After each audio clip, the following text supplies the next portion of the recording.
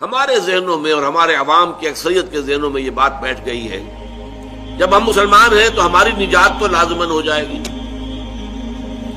جنت تو ہمارا پیدائشی حق ہے، ہم چاہے زانی ہیں، شرابی ہیں، یہ ہیں وہ ہیں، لیکن تیرے محبوب کی امت میں ہے، جب امت محمد کے اندر ہے ہم شامل صلی اللہ علیہ وسلم، تو پھر ہماری شفاعت تو ہو جائے گی۔ امتی امتی، اللہ کے نبی صلی اللہ علیہ وسلم جو ہے کس قدر تشویش میں ہوں گے اپنی امت کے بارے میں۔ وہ یہ بھول گئے کہ جب انسان یہ کام کر رہا ہے تو امت کے دائرے سے خارج ہو چکا ہے، وہ امتی کہاں رہا؟